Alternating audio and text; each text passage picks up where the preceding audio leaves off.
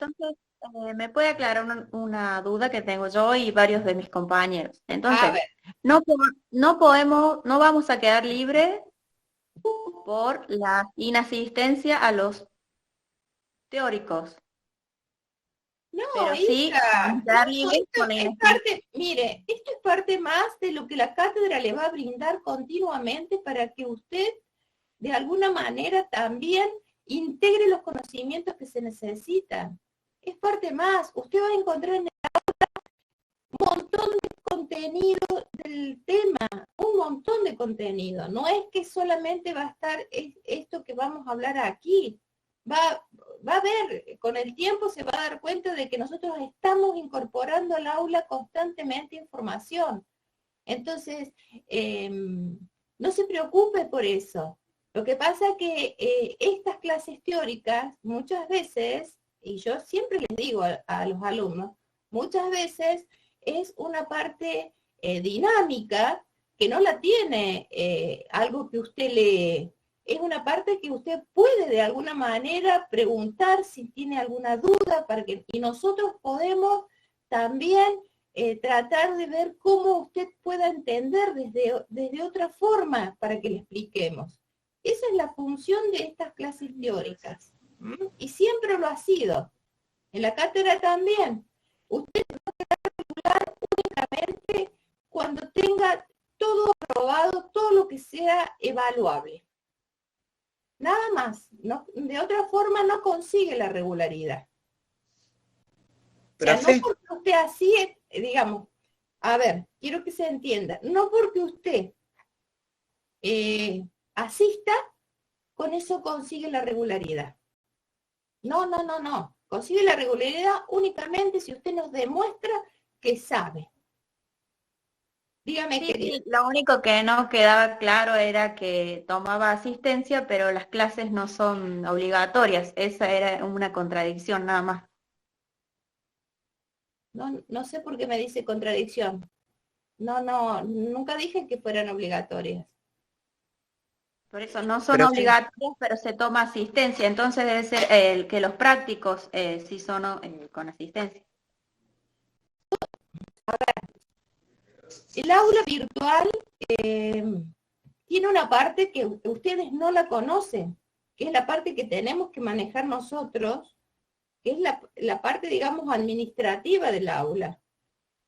En esa parte nosotros tenemos que, de alguna manera, tener toda esta información que les estoy diciendo. Todo tiene que estar, porque en el aula virtual queda totalmente registrado todo lo que hizo. Lo que hizo la persona que administra, o sea, los docentes, los que tienen poder de alguna manera de hacer cambios, de agregar, de sacar cosas, y lo que hacen ustedes también, el estudiante que también interactúa dentro del aula. No solamente, o sea, el aula virtual va a saber cuando nosotros, perdón, a partir de lo que la información que encontramos en el aula, sabemos todas las veces que usted ingresó al aula. ¿En qué horario? ¿Cuánto tiempo hace que entra al aula? ¿Cuánto hace que no entra directamente al aula? O sea, todo eso, esa información queda totalmente registrada. O sea, el que la hizo realmente, o las personas que la hicieron, chapó, me saco el sombrero porque por todos lados te brinda información de todo. ¿Mm?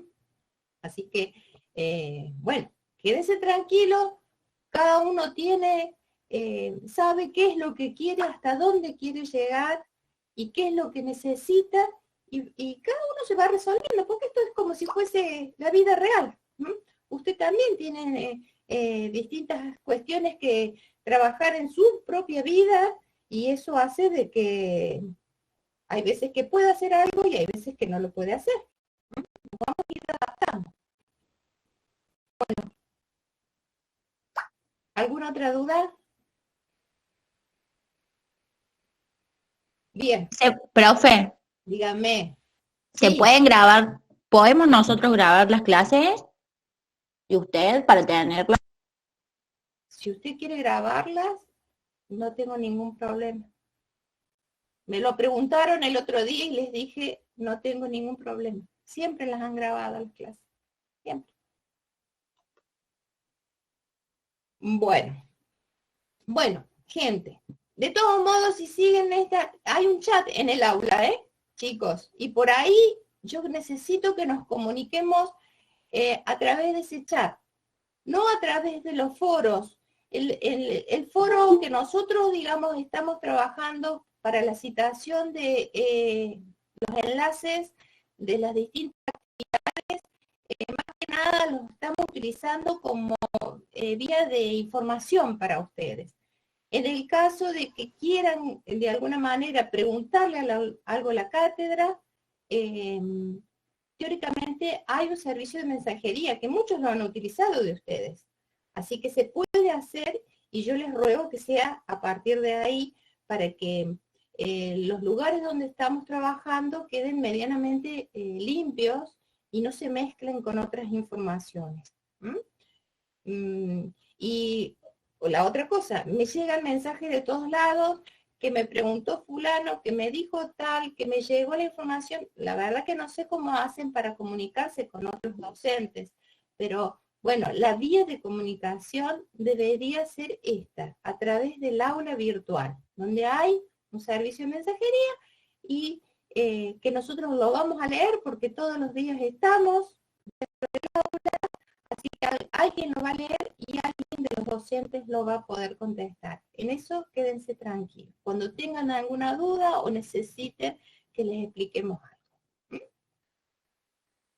Bueno, chiquis, son 18 y 15, y aunque ustedes no lo crean, yo termino esta clase y tengo que empezar con otra. Así que tengo los tiempos medianamente jugaditos. Bueno, habíamos visto en la clase anterior cómo hacíamos para acomodar un paciente de acuerdo a la característica o la tipología digamos, de la enfermedad que lo traía aquí al servicio para que le hiciéramos una radiografía de cráneo. Entonces, habíamos visto cómo se hacía para acomodar una radiografía de cráneo de frente, que en primera medida, de nuevo, hacer un cierre de todo esto, hemos dicho que la primera opción que teníamos era para hacerla con proyección PA, porque es la forma donde mejor queda o más estable queda el paciente para mantener la posición en que nosotros lo necesitamos que quede, que en esa posición podíamos, en esta proyección PA podíamos hacerlo a través de la posición de cúbito, podíamos hacerlo a través de la posición sentado o de pie. Y en el caso que nuestro paciente no pudiera, o en aquellos casos donde tratamos con algún paciente que sabemos que no va a poder acatar la orden, lo que nosotros queremos que haga, entonces optábamos siempre por la proyección A, que si estaba bien hecha y acomodado bien esos planos que tenemos que trabajar, no teníamos forma de identificar si había sido en PA o AP la forma o la modalidad con que habíamos resuelto la posición.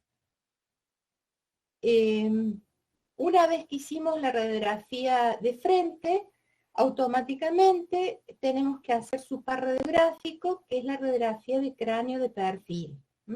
Esta radiografía de cráneo de perfil que complementa al frente y que nos da una visión de la zona desde otra vista, desde otra óptica. O sea, vemos el cráneo con vista lateral aquí.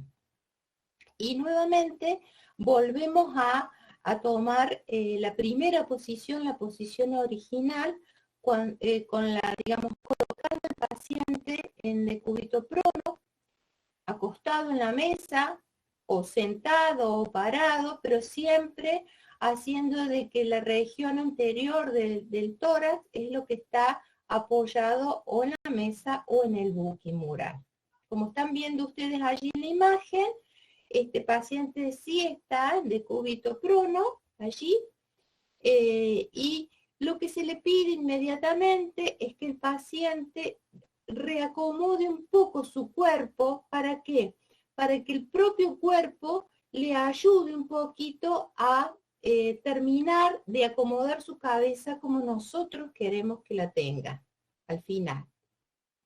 Si nosotros dejamos que nuestro paciente quede directamente de cúbito ventral, o sea, netamente que tenga, digamos, la misma distancia un hombro del otro con el plano de apoyo, o sea, esto sería un decúbito ventral neutro, donde el plano medio sagital del cuerpo del paciente quedara en forma perpendicular, nos sería bastante dificultoso exigirle al paciente que rote la cabeza, como están viendo aquí. ¿Para qué? Para que en definitiva lo que se necesita en esta técnica es que el plano medio sagital de la cabeza del paciente quede paralelo al plano de apoyo. Es una posición que necesitamos, digamos, mucha rotación en el cuello, y no todos los pacientes pueden llegar a hacerlo sin previa ayuda, digamos, de la reacomodación del cuerpo. ¿Qué se hace en este caso? Entonces, ¿cómo se reacomoda ese cuerpo? Y si bien el paciente permanece en decúbito plano, hacemos lo siguiente. El hombro del lado que está en apoyo, si ustedes se fijan, ahora el lado que está apoyando el paciente es el lado derecho. Entonces, el hombro derecho es lo que queda realmente en contacto de la mesa, en este caso, y el brazo o el miembro superior de ese mismo lado normalmente se extiende y queda pegado al cuerpo. También a nivel de la pelvis del paciente se hace una leve rotación, de manera de que la cadera, digamos, del mismo lado, el miembro superior del mismo lado, que es el lado que va a apoyar, esté realmente en contacto, y la otra se eleva un poquitito. Entonces, así, el plano medio sagital del cuerpo del paciente no queda directamente perpendicular, sino queda como una leve rotación, o sea, él empieza a rotar para que en definitiva después termine completamente la rotación de la cabeza. ¿Qué hacemos con el lado contralateral? Lo elevamos, tanto el hombro como la cadera del lado contralateral se elevan un poquito para ayudarlo al paciente. Aquí ven cómo la mano se ha apoyado al costado, digamos, sin interponerse con la cabeza, y esto también nos sirve ¿para qué? Para que esté cómodo el paciente, en definitiva, para que pueda permanecer en esta posición. Entonces, posición que les dije, se apoya un lateral de la cabeza. ¿Cuál va a ser? Y muchas veces va a depender si ponemos o presabemos si existe alguna lesión en algún lado en especial. Si existiera, por ejemplo, un hematoma, si existía una zona de un traumatismo en un lado, pues ese es el lado que se tiene que apoyar. ¿Por qué? Porque la geometría de la exposición me lo está diciendo. El lado a estudiar, o sea, el lado que yo necesito que tenga más nitidez, es el que tiene que estar lo más cerca posible de la película radiográfica. Entonces, si el traumatismo está del lado derecho, pues vamos a apoyar el lado derecho. Si mi paciente tiene un diagnóstico como, por ejemplo, cefalea, dolor de cabeza, y no tiene algún punto específico, entonces da lo mismo que apoye el lado derecho como el lado izquierdo. A partir de esto, lo próximo que tengo que acomodar, entonces dije, plano medio sagital debe quedar realmente paralelo al plano de apoyo. Esta posición es una posición bastante incómoda para que el paciente permanezca. ¿Por qué? Porque estamos haciendo fuerza con el cuello.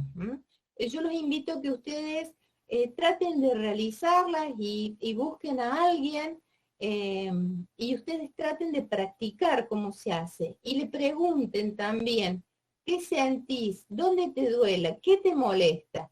Y ustedes mismos ahí van a poder encontrar la respuesta de todo esto que yo les estoy diciendo, que hace que necesitamos muchas veces estabilizar la zona. ¿Qué significa esto? Darle un punto de fijación para que este plano medio sagital no se mueva más desde el punto que yo quiero que esté. Muchas veces el mismo paciente pedimos que su mano, la mano esta que tiene apoyada aquí, que es la mano que él puede ver, cierre la mano y forme como un puño de esa mano, y eso nuevamente, estando la mano con el puño cerrado, lo hacemos que lo coloque debajo del mentón. Entonces, eso hace de tope. ¿Para qué? Para que ese plano medio sagital no pivotee, no cambie, le hace de tope, para que no se venga. Y lo próximo que tenemos que trabajar es el plano biauricular, el plano medial coronal que tenemos en la cabeza, que recuerden que es ese plano que pasa por los meatos auditivos externos. Ese plano es el que realmente también va a caer perpendicular y coincidente con la línea media de la mesa. Entonces, una vez que tenemos ubicados estos dos planos, tanto el auricular como el medio sagital, podemos decir que está nuestra cabeza medianamente colocada. ¿Qué más nos faltaría? Sí, dígame. ¿Le puedo hacer una consulta? Tengo esta duda. Por ejemplo, si yo le digo al paciente que esté de pie, que se apoye contra el buque mural para hacer un cráneo de frente. Sí. La posición del paciente, él va a apoyar su parte anterior, digamos, del cuerpo. Sí, para un cráneo de frente me está diciendo, ¿no? Sí. La posición sería antero-posterior. No.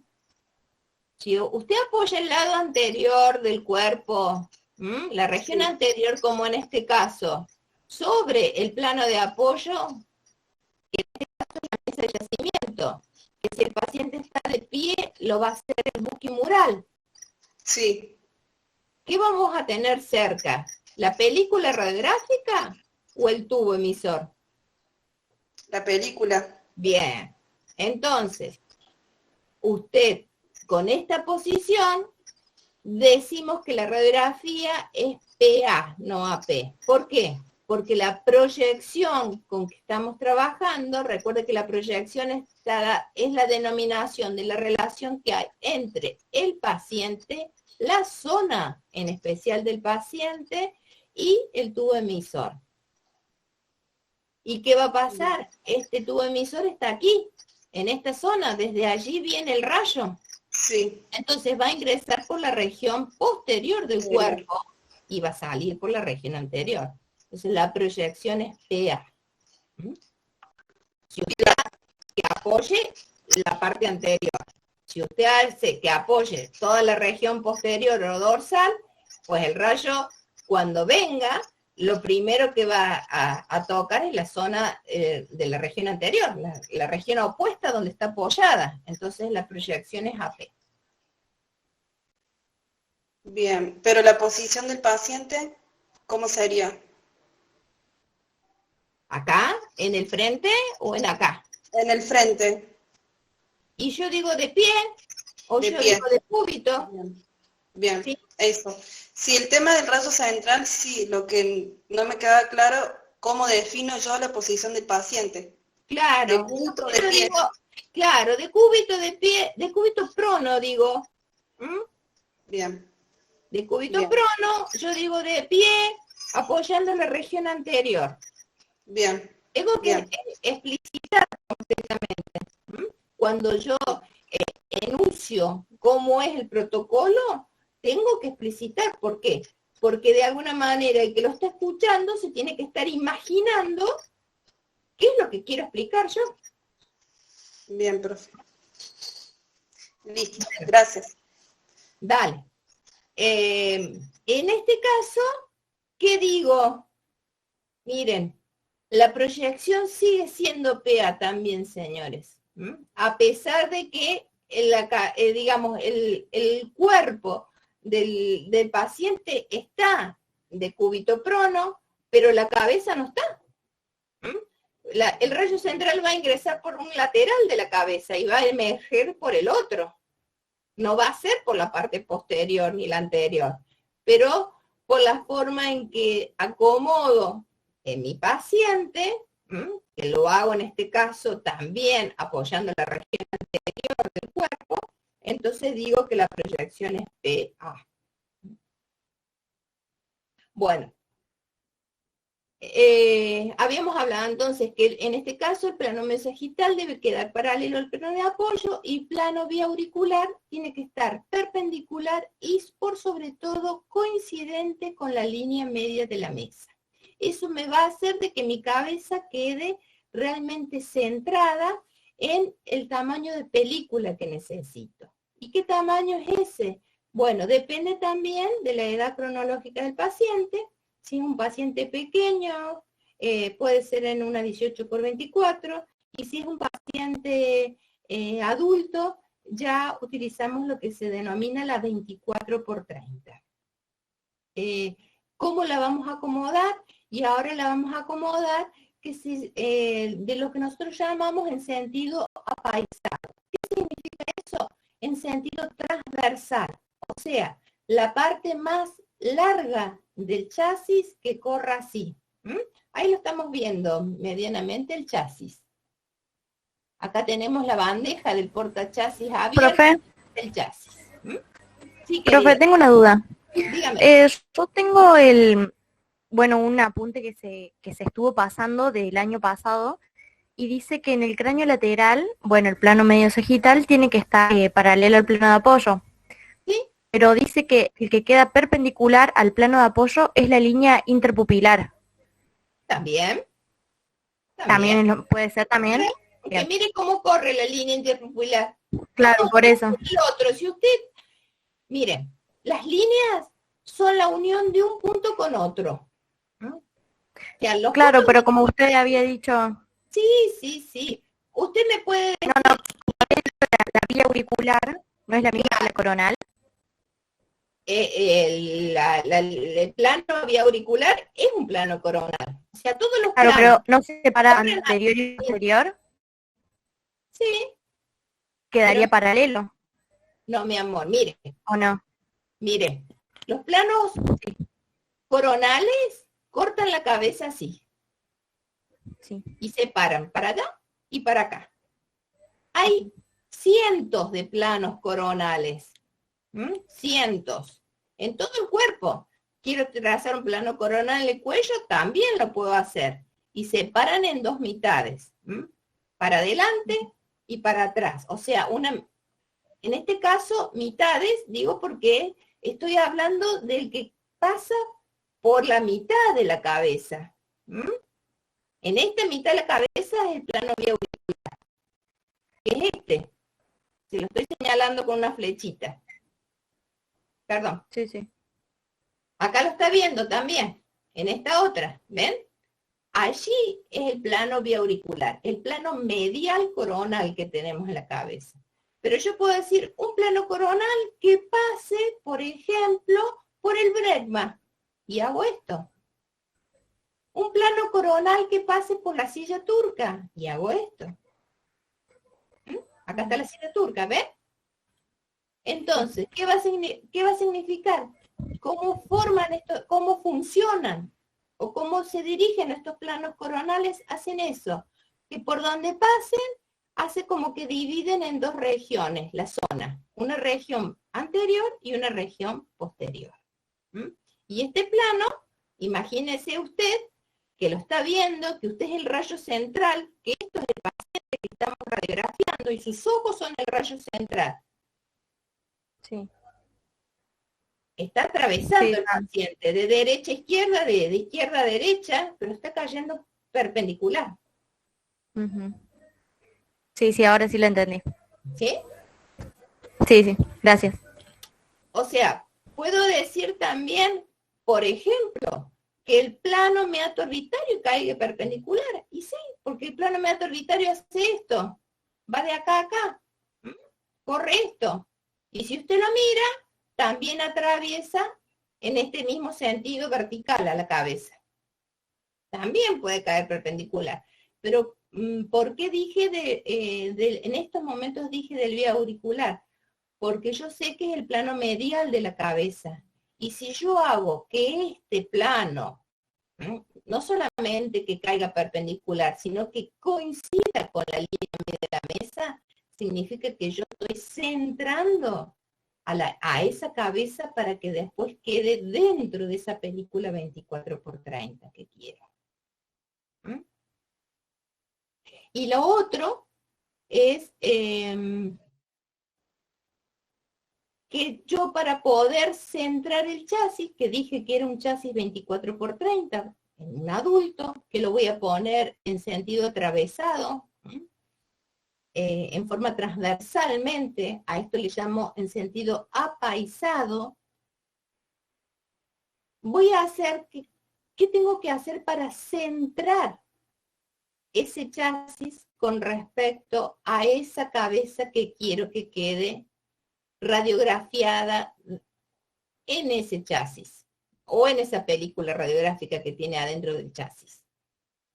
No se me corte nada. Entonces tengo que buscar que la mitad del chasis quede a la altura de la mitad de esta cabeza del paciente. ¿Se me entiende lo que quiero decir? Que la mitad del chasis... Yo no, profe. Mire, quiero decir, Que quede es un centrado. 24×30, sí. Yo quiero centrarlo y quiero que salga la radiografía de este cráneo y que no se me corte nada. Entonces, ¿qué tengo que hacer? Centrar de manera que la mitad del chasis, ¿cuál es la mitad del chasis? Miren, normalmente nosotros hacemos trazamos dos líneas pero en sentido diagonal. Así. Cuando se unen esas dos líneas en sentido diagonal, decimos que esa es el punto medial del chasis. Pues normalmente ese punto medial del chasis lo tenemos que hacer coincidir con el rayo central. Nosotros sabemos que nuestro rayo central es el punto medial de ese cono de radiación que va a salir de allí. Entonces, ese punto medial, ese rayo central, tiene que coincidir o tiene que estar en una misma altura, todo coincidente. Entonces, ¿qué hago? Hago que este rayo central, que dice la teoría que va a incidir a la altura del plano biauricular, pero 2 centímetros o 3 centímetros por encima del meato auditivo externo. Entonces, o 3 o 4 centímetros por encima del meato auditivo externo. ¿Por qué digo eso? Porque ahí está el punto medial. Si yo miro todo este contexto, que es el cráneo que quiero radiografiar, ahí me encuentro con la mitad.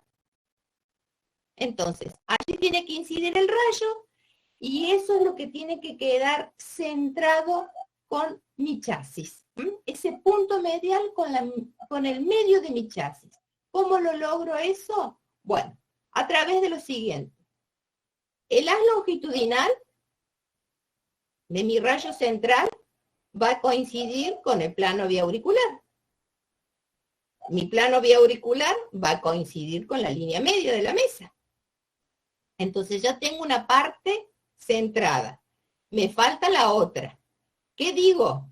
Bueno, ahora digo que el haz transversal de mi rayo central tiene que coincidir con la mitad de mi chasis. Recuerden que les dije que en todos los bordes de mi chasis se encuentran unas muescas justo en la mitad, unas marquitas. Ustedes las van a ver. Bueno, eso es lo que tengo que hacer coincidir con la mitad de mi chasis. A partir de ahí yo sé que está centrado el chasis o la película radiográfica para que después ese cuerpo o esa estructura que estoy radiografiando, que se llama cráneo, quede dentro de ese chasis, dentro de esa película radiográfica.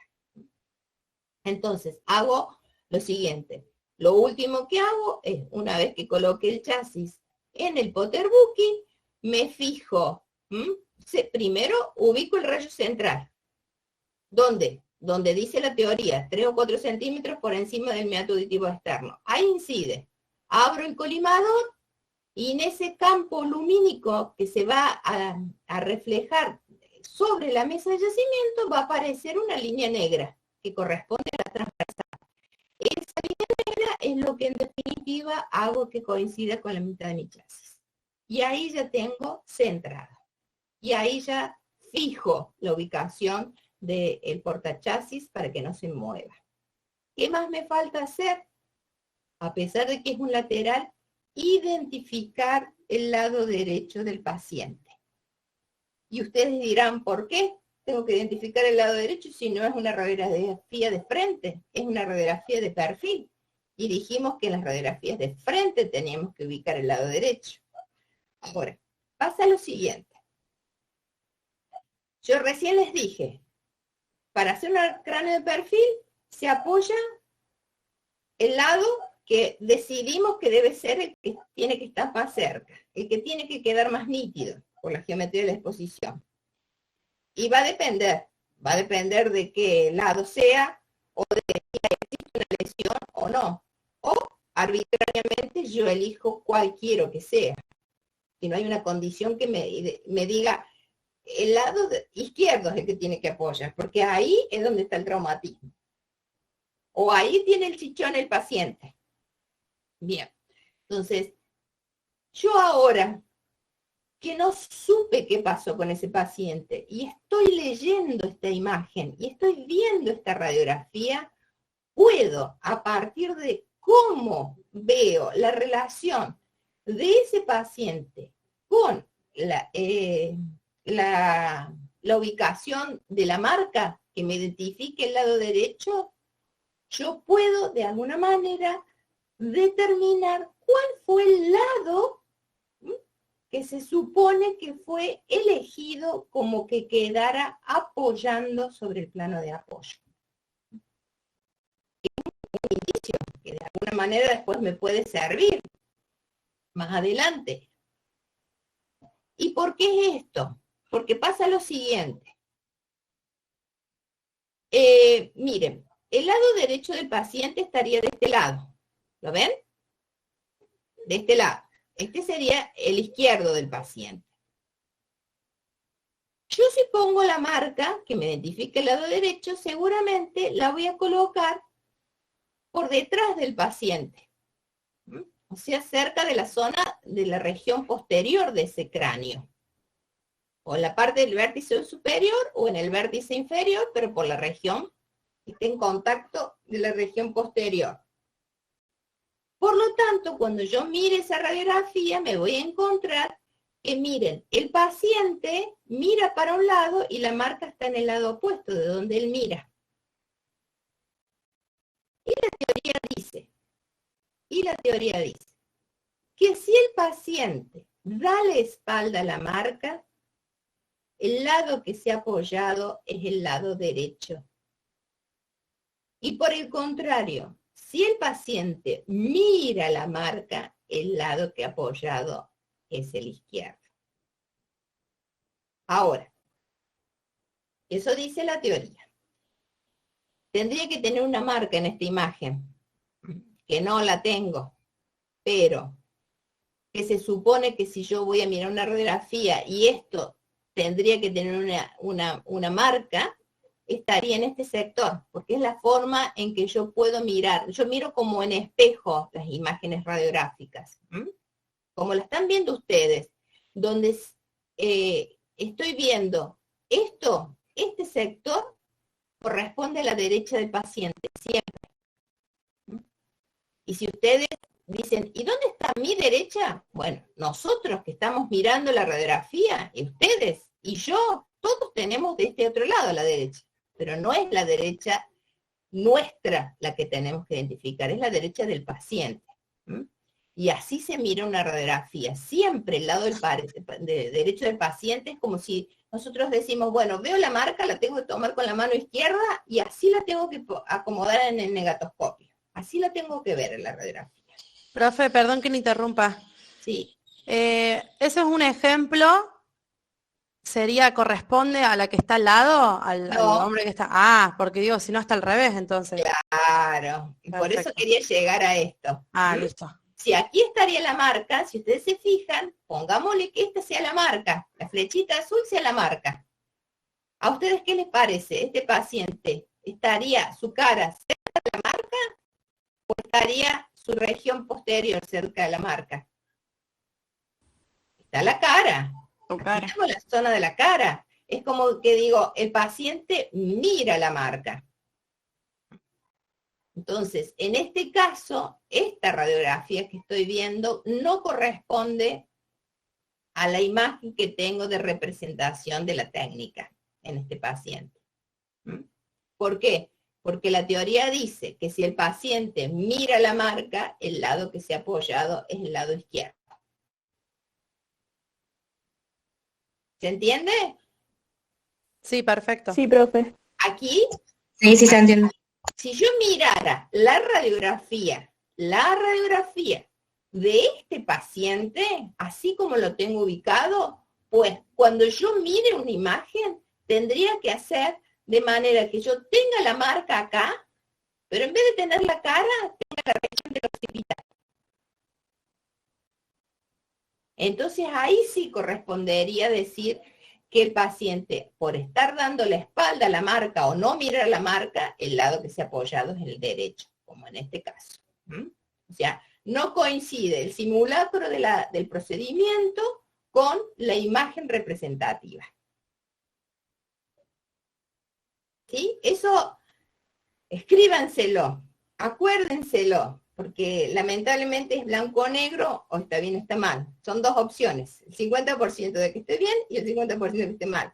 Entonces, con que ustedes se acuerden de memoria, porque se van a tener que hacerlo así de memoria al principio, es decir, bueno, si el paciente mira la marca, es el lado izquierdo, listo. Yo sé que si eso no sucede, va a ser el otro lado. Muy bien. Una vez que yo tengo ubicado, y por supuesto el rayo central, y por supuesto el disparo, ya he terminado de hacer las radiografías que me han pedido, que en realidad es muy probable que haya sido el cráneo frente y perfil. Aquí ustedes están viendo también, nuevamente, un paciente de sexo femenino que se ha ubicado. Miren cómo el plano medio sagital, que acá realmente estoy a la altura de la cara del paciente, con mi vista, entonces estoy viendo cómo realmente el plano medio sagital queda paralelo al plano de apoyo. Si yo tomo una referencia y la distancia que hay, por ejemplo, desde la glabela al plano de apoyo, desde el nacio al plano de apoyo, desde la cántila al plano de apoyo, desde la sínfisis mentoniana al plano de apoyo, tiene que tener exactamente coincidente la misma distancia. Eso significa que ese plano mesosagital ha quedado paralelo al plano de apoyo. Y también sería un perfil derecho, sería que también en este caso la paciente está apoyando su lado derecho. Y también esta imagen no corresponde a este procedimiento. Más allá de esto, miren, y acá les presento otra cosa. Ya no les presento una radiografía de cráneo de un paciente adulto, sino este es un cráneo de un niño. Un niño bastante joven, el niño. ¿Por qué me doy cuenta que es el cráneo de un niño?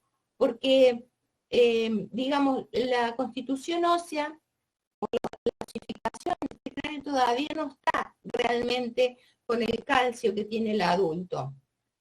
¿Por qué más me doy cuenta? Por lo siguiente, si ustedes se fijan en la arcada dentaria, es como si fuese la boca de un tiburón acá. Tengo los dientes de leche y por arriba la marca de todos los dientes permanentes. O sea que este es una persona muy joven que todavía no ha hecho el recambio de muchas de sus piezas dentarias con que nació. ¿Sí? Entonces, es una forma de encontrar también la edad cronológica de una persona. Nosotros decimos que somos como los agentes de espionaje de la medicina, porque a través de una radiografía puedo descubrir tantas cosas de una persona, de ese ser humano, muchas, muchas. Así que también podemos determinar la edad que ha tenido, si ha tenido alguna lesión, si ha tenido problemas de metabolismo, o sea, muchas cosas aparecen registradas sobre una imagen radiográfica. ¿Y cómo me doy cuenta? Y acá viene otra parte muy significativa de esta técnica de cráneo de perfil en esta posición, donde hago rotación de la cabeza. ¿Para qué? Para que el plano medio sagital quede paralelo al plano de apoyo. ¿Cómo me doy cuenta que ese paciente se ha acomodado de esta forma? ¿Por qué? Porque si bien la cabeza no tiene nada que me indique que esto está acomodado en esa posición, porque todo el plano mesosagital de la cabeza ha quedado paralelo. Sin embargo, si ustedes se fijan, y quiero comparar cómo está el resto del cuerpo del paciente, aquí el plano mesosagital no está paralelo. ¿Por qué? Porque el cuerpo, ¿se acuerdan? Les dije que se tenía que levemente inclinar, reacomodarse, para ayudarle a que la cabeza, en definitiva, terminara en esta posición. Entonces, decimos nosotros que el mayor esfuerzo lo toma el cuello, la zona del cuello, y por sobre todo nuestra columna cervical, que es la que permite esa rotación del eje de esta cabeza. Y esta columna cervical, entonces, si nosotros tenemos alguna representación en esta radiografía, si ustedes se fijan, la tenemos aquí. Esta pequeña porción, ahí nos está mostrando las primeras vértebras cervicales. Entonces, ¿qué va a aparecer? Van a aparecer estas imágenes redondeadas, oscuras, radiolúcidas, que son los agujeros de conjunción. Y yo sé que los agujeros de conjunción se ven cuando acomodo la columna cervical en posición oblicua. Hay un micrófono. Perdón, profe, sí hace interferencia. Sí, si lo cierra mejor. A no ser que me quiera preguntar algo. ¿De piel, paciente? ¿Cómo? ¿De piel, paciente? No, no importa. O sea, siempre me va a aparecer esto cuando yo rote la cabeza. Cuando la rote, la gire, la rote sobre su propio eje para poder llegar a esta posición. No importa si mi paciente está su cuerpo tumbado, acostado, sentado o de pie. No importa. Pero bajo las tres posiciones corporales, lo mismo voy a tener que girar la cabeza. Y lo mismo va a suceder en la zona del cuello. Siempre y cuando la radiografía sea, como yo les dije, en proyección que nosotros le denominamos PA. Ustedes imaginen que esto gire en los 90 grados, entonces ya queda como que esta imagen aparece como si tuviésemos el paciente sentado o de pie. Bueno, pasaría exactamente lo mismo. ¿Sí? Cada vez que nosotros hagamos esto, que coloquemos la región anterior del cuerpo del paciente cerca de la película radiográfica, no importa si está de cúbito, no importa si está sentado o no importa si está de pie, siempre decimos que es proyección PA. Y para poder determinar si esta es la posición que se ha utilizado para acomodar el paciente, cuando mire una radiografía, lo primero que voy a buscar es aquí, a nivel de la columna cervical. ¿Qué va a pasar? Va a aparecer, aunque esté de pie, aunque esté de cúbito, aunque esté sentado, estos agujeros de conjunción. ¿Sí? Profe, una consulta. En el cráneo de perfil, también se verían estos agujeros de conjunción. Si se ha acomodado de esta forma. Si no, no se van a ver. Porque ya les voy a contar. Así como existe un cráneo de frente PA y una P, también existe otra modalidad, otro procedimiento, que yo obtengo la imagen de un cráneo lateral, pero sin estar con esta posición el paciente. Y eso es lo que después tengo que buscar para poder determinar a ver cuál fue la posición en que se la hizo. Bien, o sea, cráneo de perfil y de lateral, ¿sería lo mismo? Es lo mismo, hija. Ah, bien. Ahora. Perfil o lateral es lo mismo. Okay. Quiero que miren esto. Acá lo estamos viendo al paciente desde la parte, digamos, cefálica del paciente, con una vista que nosotros llamamos vista axial, desde arriba para abajo. ¿Ven cómo tengo el hombro del mismo lado, del lado que apoya la cabeza, está en lo más cercano posible a la película? Fíjense en cómo allá está la imagen de su miembro superior, su brazo está extendido, ¿sí? Y apoyado cerca del cuerpo. Miren lo que pasa, donde está ubicado el hombro contralateral. Miren cómo se ha inclinado ese cuerpo del paciente, se ha empezado con la rotación para poder ayudar a que la cabeza termine esa rotación que necesita. ¿Sí? Lo hace flexionando el miembro superior y también lo hace flexionando el miembro inferior. O sea, los miembros del lado que apoya, extendidos, los miembros del lado contralateral, flexionados. Y aquí están viendo el mismo paciente, la misma modalidad, con el paciente de cúbito y con el paciente de pie. Pero sigue manteniendo la misma, digamos, ubicación del cuerpo. Lo único que ha cambiado es la modalidad de posición corporal. Nada más. El resto sigue igual. ¿Ven? Plano biauricular. Plano que cae perpendicular y debe quedar coincidente con la línea media de la mesa.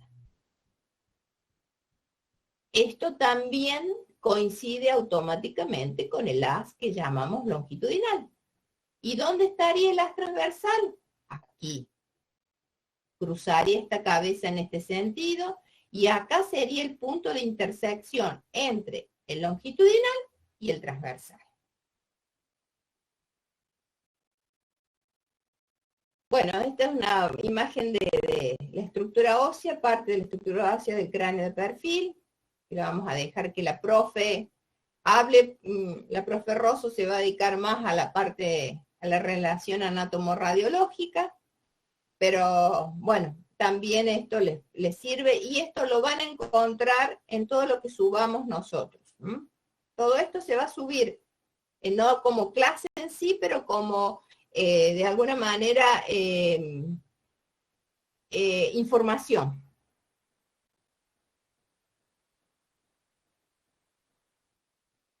Y ahora, si ustedes se fijan, dice cráneo en emergencia.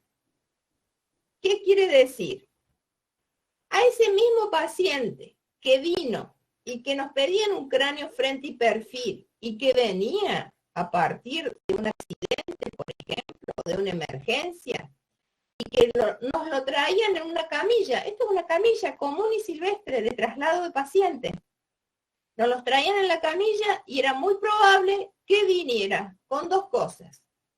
con una tabla, sobre una tabla viene el paciente, porque esa es la forma en que se traslada un paciente en un accidente, y con una estabilidad o un collarete estabilizador, que nosotros le llamamos el famoso collar de Minerva, que en realidad lo único que hace es fijar la zona del cuello. Miren cómo hace que no le permite al paciente que baje el mentón. Esto es rígido. Esto no deja que el paciente tenga ninguna movilidad. ¿Por qué? Es lo primero que se hace en la emergencia, en el trauma, porque sabemos que esa es la zona más crítica de la columna. Esa es la zona que de alguna manera, si hay alguna lesión y no la sabemos controlar y no la sabemos de alguna manera fijar bien, podemos ocasionar más daño al paciente del que ya viene. ¿Qué significa con esto? Que este paciente viene así, boca arriba, con la cabeza para arriba, en decúbito dorsal, y desde esta posición tenemos que hacer su cráneo de frente y su cráneo con vista lateral, sin poder mover. No, por supuesto, no podemos ni ponerlo boca abajo, ni vamos a poder rotar su cabeza. Recuerden que justamente ese collar es lo que está dando la fijación de la posición de la columna cervical. Y nosotros necesitábamos del movimiento de la columna cervical para poder hacer que el paciente girara la cabeza. Así que, un paciente que tenemos que, de alguna manera, demostrar si tiene alguna patología sin movilizar para nada. Entonces, así como dijimos que a este paciente su cráneo de frente lo íbamos a hacer bajo esta posición corporal, bajo una proyección que se llama APE del rayo, ¿recuerdan? Y en este caso, para que ustedes vean, dijimos que ahora el rayo, esto no se lo puedo sacar, y esto no me está quedando perpendicular al plano de apoyo. Miren cómo está inclinado. Entonces, ¿qué tengo que hacer? Adaptar mi rayo central, ¿para qué? Para que tenga la misma dirección que este plano. Así me lo toma desde la misma forma que lo toma un cráneo de frente a P. Entonces, ya hice este cráneo de frente, angulando el rayo en sentido caudal, ¿sí? Para adaptar. Puse el chasis acá abajo. Hay veces que lo tengo que hacer en forma directa porque no tengo ni siquiera antidifusor. Entonces, hice ese cráneo de frente y ahora me toca hacer el cráneo de perfil. Y nosotros decimos que a esta técnica se la conoce como lateral supino. Si ustedes se fijan, entonces realmente la posición del paciente está en decúbito supino, está decúbito dorsal o supino. Esas son las dos formas con que nosotros encontramos la misma posición, la terminología. Entonces, ¿qué hago? Lo que está haciendo aquí el operador. Miren lo que pasó.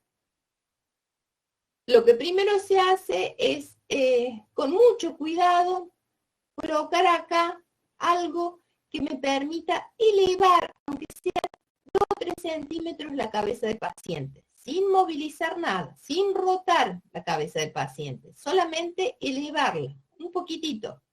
En bloque se eleva todo. ¿Por qué tengo que elevarla?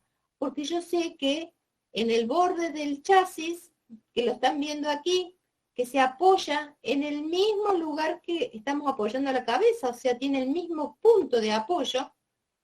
Si yo dejo las dos estructuras a esta misma altura, me voy a encontrar que parte del occipital no se va a ver. ¿Por qué? Porque ya sé de antemano que toda esta zona, donde el borde del chasis, no tiene película radiográfica. Por lo tanto, no se me va a cortar la imagen, no voy a alcanzar. ¿O qué tengo que hacer? O tendría que bajar el chasis, que no lo puedo hacer porque tengo un tope acá, que es la camilla, o elevo la cabeza. Eso sí lo puedo hacer. ¿Cuánto? Vuelvo a repetir, no más de 2 o 3 centímetros, no necesito más. Lo otro que tengo que tener es lo siguiente, adaptar mi tubo. fíjense que ya ahora no viene desde arriba, sino que lo he girado y ahora el rayo va a ir en sentido, como quien dice, horizontal. El rayo tiene una dirección que va paralela al plano de apoyo, al piso, donde estamos, está inclinado. Entonces, este rayo central, después en definitiva, tiene que ingresar a la cabeza desde un lateral, donde va a salir por el otro lado lateral y donde allí lo está esperando el chasis con su película radiográfica para que impregne la imagen de este cráneo. ¿Qué es lo que tengo que tener en cuenta? Lo siguiente, que una vez que yo he elevado, digamos, la cabeza del paciente, automáticamente este chasis ahora lo apoyo en alguno de los laterales de la cabeza del paciente, bien en sentido vertical. ¿Qué tengo que tratar? Que este plano medio sagital también quede, como la teoría lo dice, en forma paralela. ¿Pero a qué? ¿Al plano de apoyo? No, ahora a la cara del chasis. Entonces, este plano medio sagital queda paralelo a esta superficie. Y el rayo también hago que vaya en este sentido, incidiendo, como lo dice la teoría original, 3 o 4 centímetros por encima del meato auditivo externo. O sea, ese sería el punto medial. Y con esta forma de proceder, ¿yo qué consigo? Consigo tener una vista. Miren cómo el rayo atraviesa en el mismo sentido que lo hacía en la otra posición, a esta cabeza. El chasis está en la misma relación con respecto a la otra posición, y eso hace que después, cuando yo revele la película radiográfica, me encuentre con un cráneo de este paciente con vista de perfil. Pero esto lo hago excepcionalmente. ¿Cuándo? En este tipo de casos, en lo que yo reconozco como paciente en emergencia, paciente con trauma, paciente que no se puede movilizar. ¿Por qué? Porque si ustedes se fijan, aquí, más allá de tratar de hacer todo lo mejor posible para poder lograr calidad diagnóstica en esta imagen, si yo lo hago a partir de esta forma de relacionarme el chasis con el paciente, si ustedes se dan cuenta, lo estoy haciendo lo que se llama en forma directa. O sea, no hay antidifusor, no hay quien me filtre la radiación que no es la primaria. Por lo tanto, normalmente, en este tipo de radiografías donde hay bastante espesor, me encuentro que voy a tener un grado de ennegrecimiento en la imagen, una imagen más bien más turbia, con falta de nitidez. ¿Por qué? Porque, vuelvo a repetir, no tengo un antidifusor que me esté regulando que la dirección del rayo vaya directamente como yo necesito que llegue, sin cambiar su dirección original, sin rebotar y cambiar su dirección original. Entonces, voy a obtener una radiografía de cráneo lateral, pero ya no con la calidad que la tengo cuando utilizo un antidifusor. Esa es la función del antidifusor.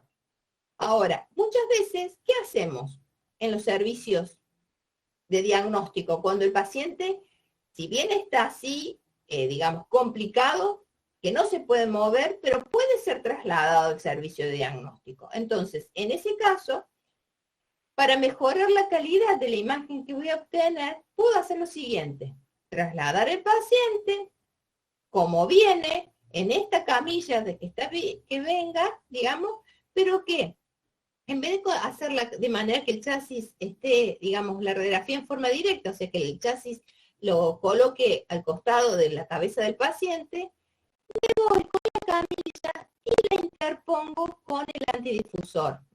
Imaginémonos que esta es la columna que sostiene el antidifusor. Entonces, si yo pongo el antidifusor aquí, tengo que poner, por supuesto, el chasis dentro del buquimural. Entonces, a partir de eso, ¿qué voy a lograr? Que esté trabajando un antidifusor, que me esté de alguna manera purificando la cantidad de radiación que va a llegar a la película radiográfica y por lo tanto mejorar la calidad diagnóstica. Así que si lo tenemos y lo podemos, aprovechamos el buquimural y en vez de hacerlo en forma directa, utilizamos el buquimural y ahí en el buquimural ponemos el chasis. ¿Cuándo tenemos que hacerlo como lo están viendo aquí? Y bueno, en algún lugar que normalmente no es el propio servicio diagnóstico y que nos llaman y que necesitamos hacerla sin nada, sin tener nada. Con lo que nosotros encontramos y lo único que podemos adaptarnos y tener cerca es un chasis. Entonces, en ese caso, a mí me ha tocado, les va a tocar a ustedes, nos ha tocado a todos los radiólogos que nos llaman y que, bueno, lo tenemos que hacer así, en forma directa. Esto es un caso de algún paciente real, no es que sea ficticio, ¿eh? Esto es un paciente real. Profe, menos. Profe, Sí. ahí en la imagen está el radiólogo sosteniendo el chasis. Sí. ¿Cómo hacemos para sostener el chasis? ¿O tenemos que sí o sí estar con la mano ahí? ¿Sí? Lamentablemente va a haber uno que se tenga que irradiar. Y muchas veces este radiólogo está irradiando las dos manos. Una sosteniendo la cabeza del paciente a través de la altura de la sínfisis mentoniana. ¿Para qué? Para alinear siempre y dejar que siempre el plano mesagital, porque él es el que está controlando, es el que ve el paciente desde acá y controla que el plano mesagital quede paralelo al chasis. Así que mantiene esta parte, la cabeza, para que no se mueva, y mantiene esta parte del chasis para que no se caiga. Si no, no hay forma con que sostenerlo. Sí, nos tenemos que irradiar muchas veces, aunque no querramos. Y si tiene que trabajar con niños, no saben lo que es. Profe, pero en ese caso, disculpe, no tendríamos que utilizar un guante plomado, no siempre tenemos todos los elementos. No siempre tenemos los guantes plomados. Claro. Y usted cuando use un guante plomado se va a dar cuenta de la poca movilidad que puede tener en el lugar donde tenga el guante plomado. Claro, a veces no ayuda. No, es rígido, duro el guante plomado y ni siquiera podés doblar los dedos. Profe, pero eso falta de cuidado después trae sus consecuencias. ¿O no? Porque mi abuela fue radióloga muchos años y no tenía recursos los hospitales donde trabajaba y tuvo sus consecuencias de después. O sea, está mal en realidad, a lo que voy. Está mal. En la actualidad hay mucho mayor exigencia en la radioprotección.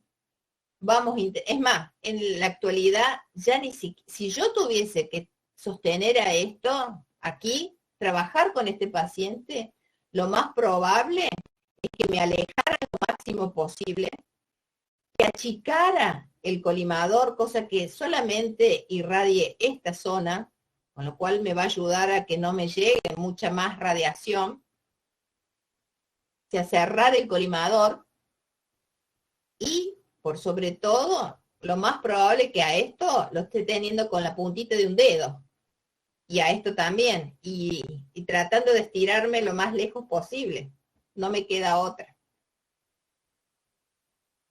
O ver la forma de poner, hay veces que buscamos algo, un tope, un soporte, de manera que lo ponga del otro lado del chasis para que me lo fije y no me permita que se caiga el chasis.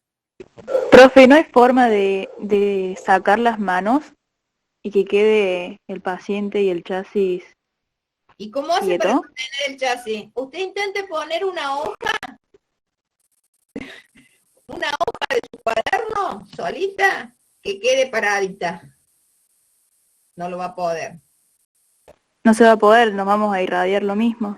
nos vamos. Profe, disculpe, a mí me queda la sensación de que los chicos están con esta idea que vimos en física de que la radioprotección y demás sistemas, y a veces nos olvidamos de que la situación en los hospitales públicos es ridícula. Están trabajando con insumos totalmente limitados, no van a tener los artículos necesarios de radioprotección para todos los casos, para, no sé, para cada parte del cuerpo, lentes plomado, guante plomado, delantal plomado y demás. De ninguna manera, de ninguna manera. No creo que haya ningún servicio de diagnóstico en la actualidad, ni público ni privado, que cuente con toda la reglamentación, con toda. Nos tratamos en lo posible de cuidar, o sea, nuestra misión es cuidar al paciente, pero si no nos cuidamos nosotros no vamos a poder terminar cuidándolo al paciente. Entonces, ¿qué se hace en estos casos? Se busca la forma de tratar de recibir la menor cantidad de radiación posible. Recuerden que la radiación la vamos absorbiendo y no es que la descartemos, se va acumulando en nuestro cuerpo. Y esa acumulación de radiación que tenemos, continua, es lo que después termina dando problemas. Ya ahora, yo antes, cuando era joven, era muy probable que ante la emergencia, yo sabía que este paciente, si no lo atendíamos rápido, es muy probable que se terminara muriendo dentro del servicio o inmediatamente que se fuera, porque necesitaba, o sea, somos uno de los agentes principales en el trauma. Trabajamos en medio digamos, de la emergencia más extrema. Y es muy probable que yo aquí ni me hubiese puesto nada, o sea, he dicho, dale, dispará, hacer lo más rápido posible, porque este paciente lo necesita. Si me dijeras ahora, yo te diría, y bueno, sí, lo voy a hacer, pero voy a tratar de irradiarme lo menos posible. Me pongo un delantal, por lo menos. Trato de las zonas más complicadas de mi cuerpo que no se irradien. Y voy a ver que tratar... esta mano está acá, bueno, le voy a enfocar para que el campo que irradie sea acá, para que no me llegue la radiación. Sé que la radiación secundaria sí me va a llegar, pero la primaria seguro que no, porque le voy a buscar la forma para que no me llegue. Entonces, eso es una forma de protección. Bueno, después les voy a contar. Leo una pregunta, profe, leo una pregunta. Más adelante les voy a contar algo de mí. Sí, dígame. Por más que nos dan guante plomado, es imposible manipular al paciente y con el chasis, no hay forma. O sea, creo que no se va a poder, por más que quieras cuidarte y que nos den ese tipo de protección, va a ser imposible de manipular al paciente y agarrar el chasis. Por eso se trata de alguna forma de ver, seguramente este paciente no va a haber un solo radiólogo, tenemos que ser por lo menos 2 o 3, mejor todavía, que estemos ahí en el sector. ¿Para qué? Para que trabajemos coordinadamente y bueno, te irradias vos ahora, en el próximo me tengo que irradiar yo, pero para que no sea continuamente una sola persona. Eso también. Sí. Profe. Dígame. Hola, profe, soy Ruth. Ah, Ruth. ¿Qué haces, ¿Cómo Ruth? estás? Ojo, en el servicio. Ruth trabaja, es una de las profes que va a estar con ustedes, que no, hasta ahora no había entrado. Yo no te veo, Ruth, porque a estar presentando no puedo ver. Pero sí. Ruth trabaja en el hospital de urgencias, así que más que ella, imposible que les dé una idea de trabajar. Era para comentarles rápidamente, o sea, el tema del cuidado depende solamente de nosotros. En el hospital de urgencias, como les decía ahí en el chat, en todos los hospitales públicos o privados, por lo menos un delantal plomado y un cuello tiroideo hay. O sea que ahí ya nos estamos cuidando nosotros. Con respecto al chasis, siempre vamos a colocar el chasis así como está en la imagen, y quizás para no tenerlo con la mano, colocamos un soporte de madera, un soporte de telgopor, una almohadilla con arena, un paquete de guantes. El paquete de guantes lo podemos poner detrás para sostener ese chasis. Debajo de la cabeza del paciente podemos colocar un suero, otro paquete de guantes, o podemos colocar un paquete de algodón. Todo eso va a hacer que se soporte el chasis y no tengamos que tenerlo. Ahora, bueno, si ya no tenemos forma, como ahí, que está la pared, que no hay forma de colocar la madera, el chasis, lo que sea, bueno, ahí lo tenemos que sostener. Pero depende de nosotros cuidarnos y buscar la manera de que no tengamos que tenerlo nosotros, ni poner las manos, ni poner el cuerpo. ¿Se entiende? Entonces, el chaleco siempre lo vamos a colocar. En emergencia siempre tenemos que usar el chaleco. Como decía la profe, o sea, nosotros no sabemos, no sentimos los rayos. Por eso decimos, bueno, dale, haz el disparo que yo lo tengo. No sentimos los rayos no se sienten, no se ven. Entonces, pero después tiene obviamente su riesgo. Así que bueno, era eso nada más. Siempre buscamos la forma de sostener el chasis sin tenerlo nosotros. Cuando no se puede, no se puede. Profe, perdón, tengo una consulta. Una cosa es lo que se debe a la profe Ruth, que justo estaba comentando el tema de que trabaja en urgencias. Una cosa es lo que se debe, y yo quería saber si lo hacen realmente, porque más allá de que uno cuando es nuevo trata de hacer todo bien, pero a veces sin maldecirlo, ¿no? Hay a veces que la cancherean, tipo, bueno, ya estoy acostumbrado, y lo hacen y no se cuidan. ¿Es normal eso o todos se cuidan realmente? Es normal eso. Siempre tratamos de cuidarnos, pero es normal encontrar algunas personas que no se cuidan. Yo siempre a los chicos estudiantes, cuando van a hacer las prácticas, les digo, ustedes han estudiado la teoría y saben cómo se deben cuidar. Entonces, así vean una persona que no se está cuidando o está trabajando mal, ustedes saben cómo sí lo tienen que hacer bien. Entonces tienen que hacer las cosas bien, cuidarse, hacer las técnicas como corresponde.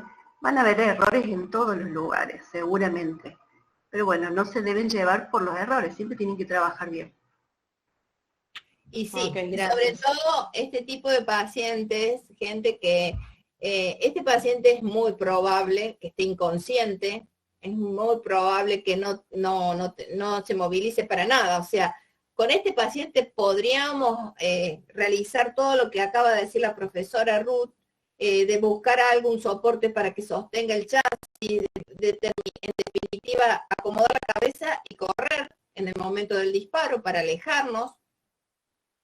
Pero hay veces que trabajamos con pacientes que más allá de que no puedan soportar algún movimiento, o sea, que lo tengamos que hacer de esta forma, hay veces que el paciente está sobreestimulado.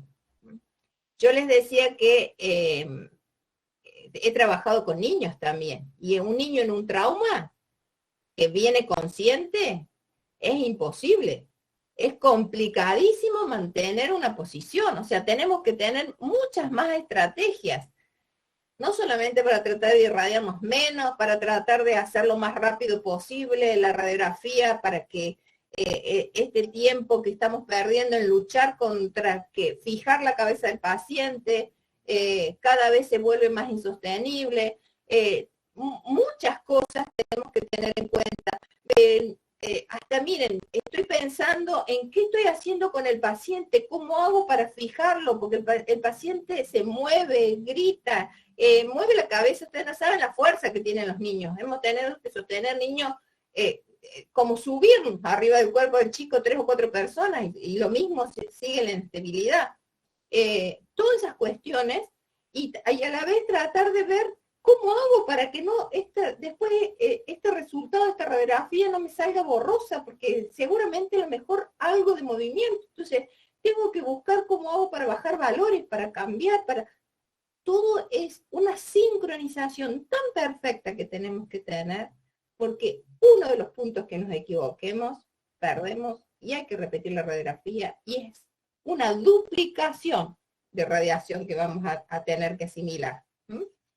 Así que, por eso en ese caso, buscamos la forma para tratar de irradiarnos lo menos posible, ¿sí? Lo menos, buscándole la forma, de manera de obtener una radiografía de calidad, pero sin tener que estar irradiándonos nosotros. Y por último, ¿qué quería mostrarles? Esto. Y voy a ir nuevamente a la radiografía anterior, al paciente que lo están viendo. Esta radiografía, en esta posición, bajo esta modalidad como estamos viendo, cuando nosotros obtenemos la imagen, que para nosotros va a ser un cráneo lateral, tal cual, la imagen general es un cráneo lateral, pero ¿qué pasa en ella? Es la única que me permite demostrar algo que puede tener el paciente que no es fácil de distinguir, pero que indica una condición de suma gravedad en el paciente. Y es lo siguiente. Si ustedes ven en la imagen aquí en el esquema, están viendo, digamos, el perfil, están viendo el tubo, o sea, como si el simulacro de esta radiografía que vimos recién. Y lo que tienen aquí es la imagen representada de lo que es todo el seno esfenoidal, la silla turca. Esto es el esfenoides, que estaría ubicado aquí. ¿Hasta ahí vamos? Sí. Bien. Ahora, miren lo que está pasando. Nosotros sabemos que nuestros senos son cavidades neumáticas que nos sirven de alguna manera y que siempre están ocupadas por aire, a no ser que sea algo patológico. Cuando tenemos algún otro elemento, ya sea líquido o sólido, significa que hay algo patológico dentro de nuestro seno, porque si no son cavidades neumáticas, o sea, lo único que tiene que haber es aire. ¿Qué pasa cuando hacemos esta radiografía en este paciente que se supone que ha tenido un traumatismo grave? Y que de alguna manera no hay algo que indique en la imagen una zona, una línea que diga que tiene una fractura, que tiene esto, porque no es, nuestra radiología directa no es tan diagnóstica. Entonces, ¿qué hace? ¿Para qué nos sirve esta radiografía? Va a pasar lo siguiente. En este seno esfenoidal que debería tener completamente aire, va a aparecer como aquí. Si ustedes se fijan en estas puntas de flecha, hay como una línea horizontal. Y tengo toda la parte anterior, este seno esfenoidal, con aire. Y toda la parte posterior con otra densidad, que yo digo líquido. Y yo digo, en este caso, si es un traumatismo, más que líquido digo sangre. ¿Por qué? Porque veo esto. A esto, cuando hay esta línea en algún seno, donde yo puedo diferenciar totalmente dos tonalidades diferentes dentro del mismo seno, o sea que son dos sectores que tienen densidades diferentes, yo digo que esto se llama nivel. Un nivel, en este caso, hidro, porque hay líquido, aéreo. ¿Y qué voy a poder demostrar con esto? Que este seno esfenoidal, que no debería tener líquido, es muy probable que sea que aquí adentro ingresó sangre a partir de alguna lesión o de alguna fractura que tenga alguna zona de este sector, estructura ósea. Se puede haber roto algo y ¿qué hace la sangre dentro de la presión de nuestro cerebro? No puede, no tiene mucho espacio. Entonces, ¿dónde busca los lugares más liberados? ¿Cuáles son? Los senos que tenemos en nuestra cabeza. Y en el medio de nuestra cabeza está este gran seno, que es el seno esfenoidal, que le va a dar el espacio que entre la sangre allí. Y si yo, aparte, solamente con esta posición, ¿por qué voy a ver ese nivel? Porque imaginémonos que en vez de ver esta cabeza en vista lateral, estoy viendo una botella con un buen fernecito, pero que le han tomado más de la mitad, o la mitad. Y ustedes están viendo esta botellita como si fuese parada. Entonces van a poder distinguir, a partir de, digamos, de la forma en que están viendo, van a poder distinguir hasta dónde está ocupado y a dónde está liberada esa botella. Lo mismo está pasando este seno. en este seno esfenoidal. Ustedes pueden ver, a partir de esta imagen que me representa en el seno, que en la mitad del seno hay esta línea muy recta, muy horizontal, que esto me está haciendo, o me está demostrando que aquí existen dos contenidos diferentes. Uno, que sería el aire, muy radiolúcido, y uno con un poco más de absorción de radiación, que ahora yo digo líquido. Entonces, esta radiografía me permite ver lo que se llama un nivel hidroaéreo, en donde, en este caso, en el seno esfenoidal. Con lo cual, estoy hablando de la parte más intrínseca de mi zona cerebral y mi zona cefálica, la más complicada de todas.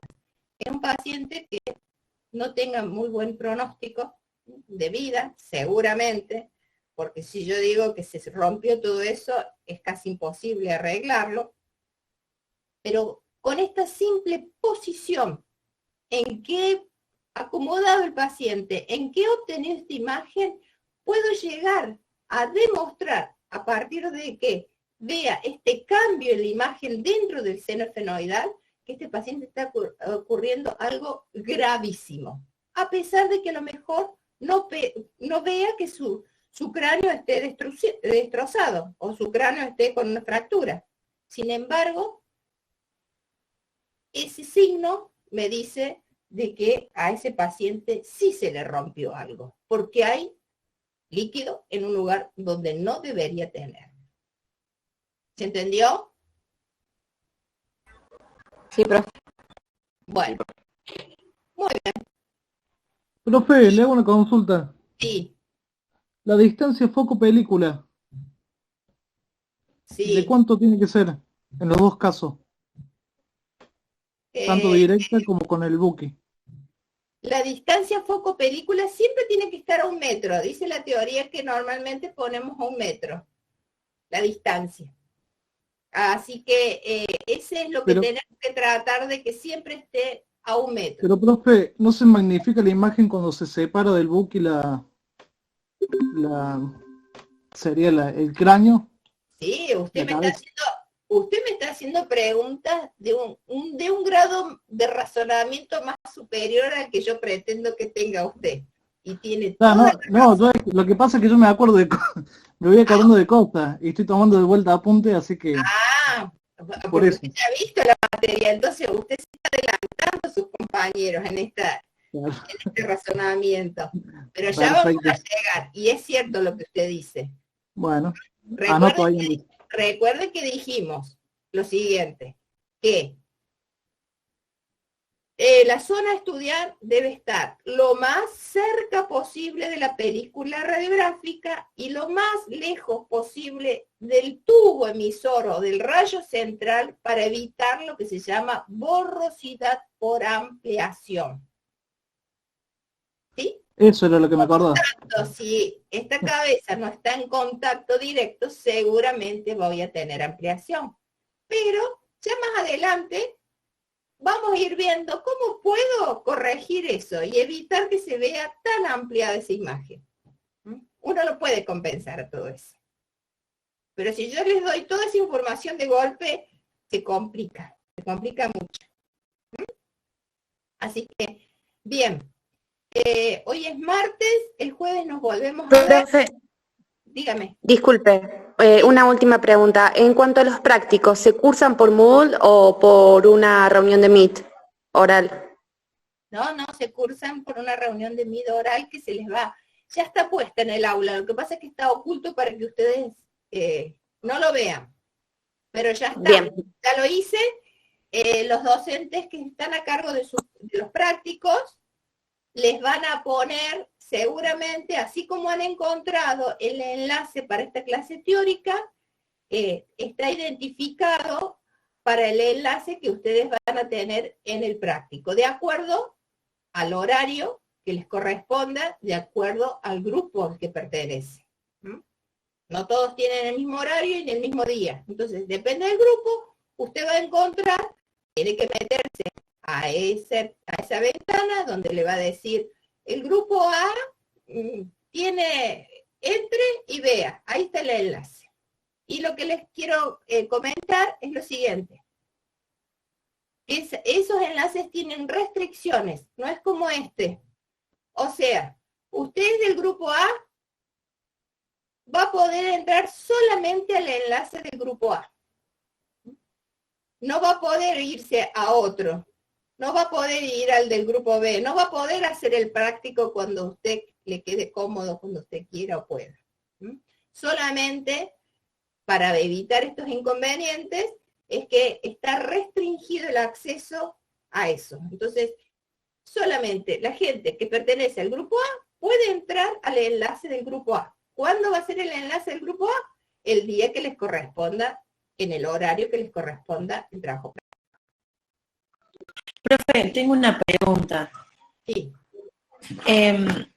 Bueno, yo ya pregunté en el centro estudiante porque no me podía matricular en la materia de rayos y bueno, me dijeron que le iban a mandar un mail a usted para corroborar porque no me sale como una materia, digamos, como la que yo esté cursando. Y quería saber... Señorita. Río, sin ese. Daniela Rocío.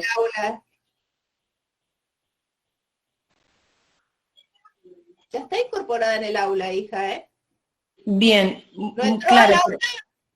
Sí, pero yo puedo entrar, pero nunca me matriculé y así mismo o sea, no sale como que sea uno de mis cursos, digamos, de las materias en las que yo esté cursando. Cuando pongo para ver mi perfil, a ver en qué comisión estoy, no me figura como que estuviera la materia. Y yo quería saber si le puedo mandar el mail, por mail, mi certificado de trabajo, pues yo trabajo a la tarde, para estar en la comisión de las 10 de la mañana del martes. Ah, no, hija, no está incorporada en el aula usted. Usted me tiene que mandar sus datos.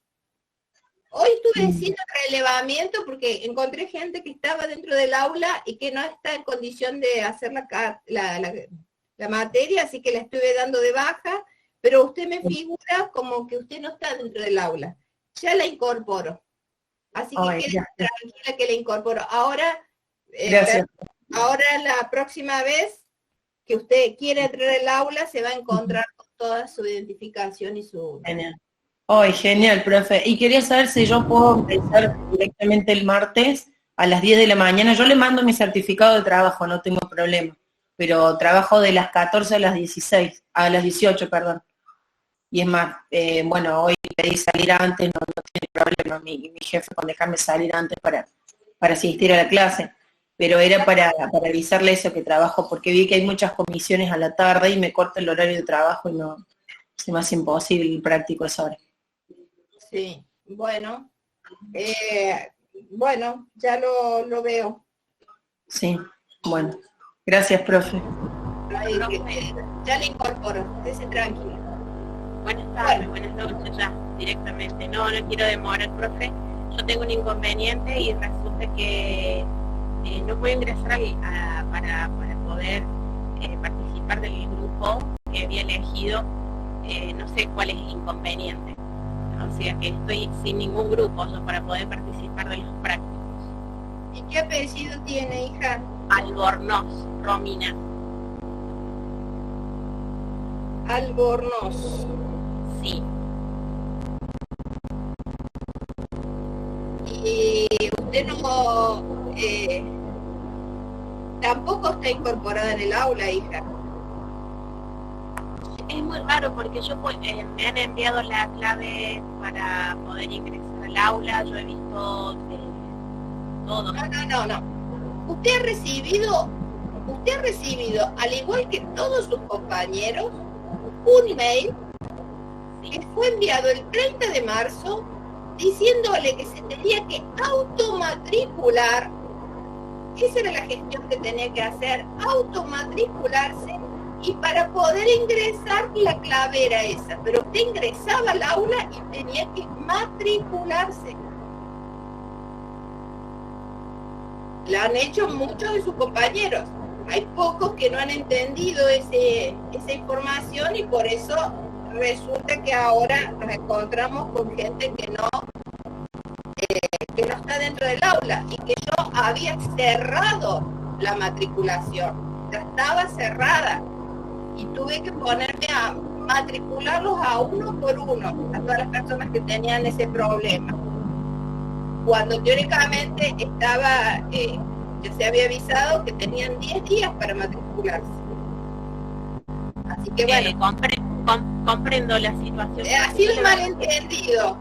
Espero que sea así, así que no se preocupe. ¿Cuál es su apellido?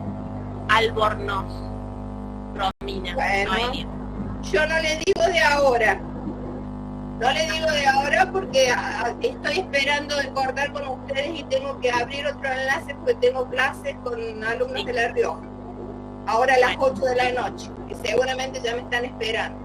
Así que, pero en el transcurso de esta noche, cuando termine, o mañana, yo la matriculo y ahí va a figurar todo. Y a partir de ahora no va a tener problema. Nadie le tiene que dar la clave, mandarle nada. Toda la información que ustedes tienen que tener, les pido disculpas. Profe. No tiene que ser a través del WhatsApp, la información con la cátedra. La relación con la cátedra. La relación del WhatsApp es para ustedes, para todos los que integran la cátedra. Pero la información, la conexión que tienen que tener con la cátedra es el aula.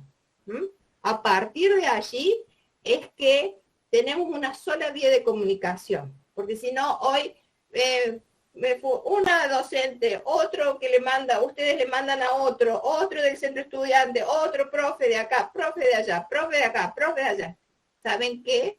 ¿No les han ardido las orejas? Ayer,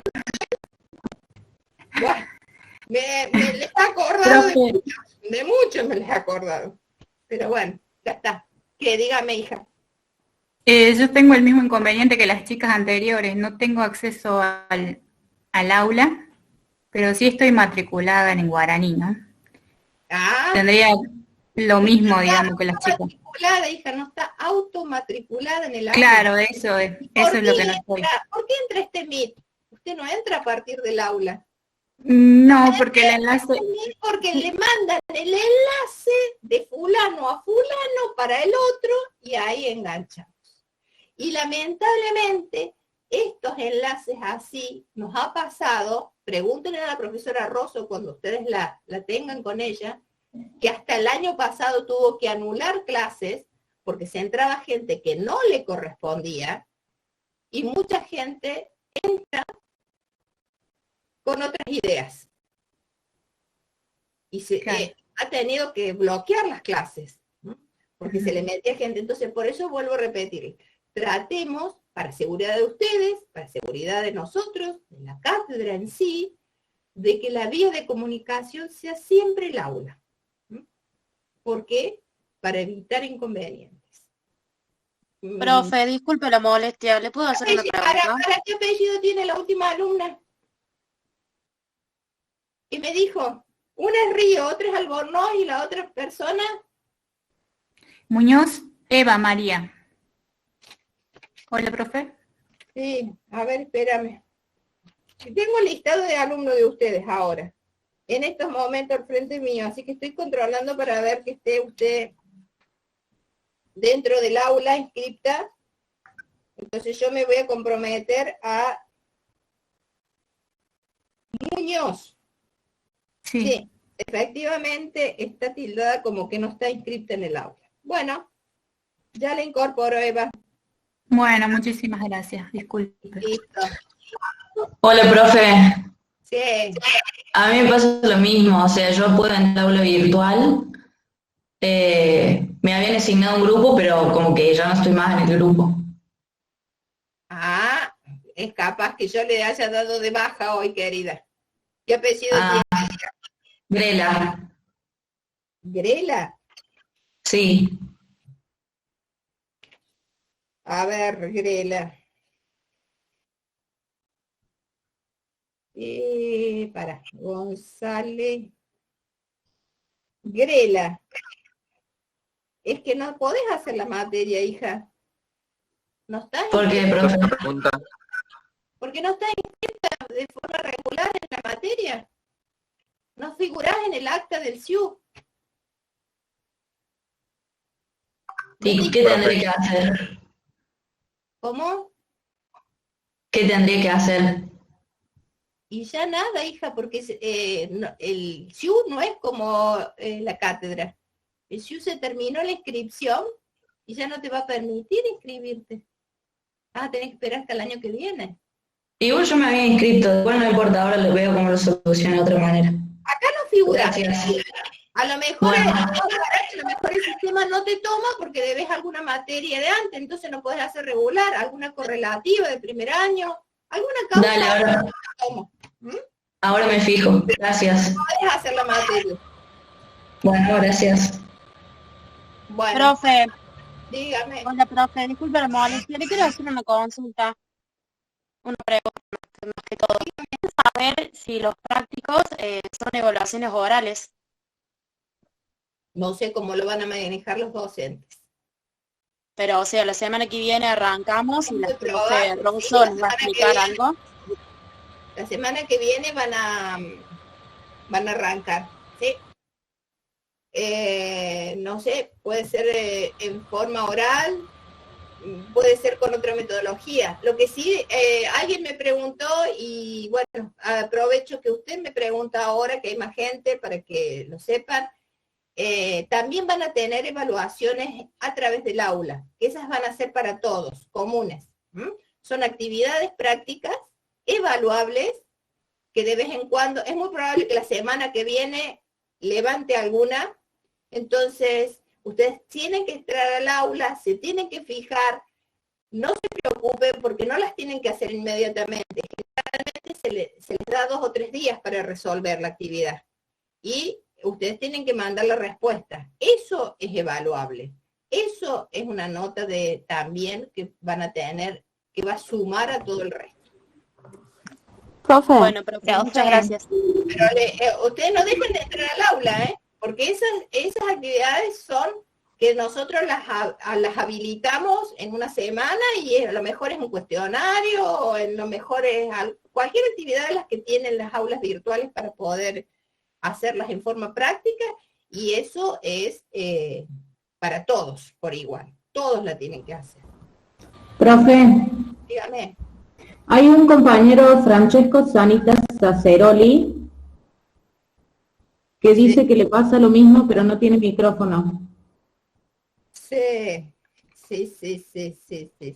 También. Sanita, sí. Sí, lo estuve viendo hoy. Y sí me suena porque yo tenía un compañero, un radiólogo que se llama, en realidad nosotros le decimos Sanita. Profe, y hay una compañera que se llama Amieva Guadalupe, dice que también está en la misma situación. Efectivamente. Bueno, voy a tratar de incorporarlos a todos. Pero excepcionalmente, si a alguno se le ocurre la semana que viene, chao, perdieron, Una pregunta, ¿la clase ya terminó? Que los voy a incorporar, ya los anote. ¿Qué? ¿La clase ya terminó? La clase ha terminado.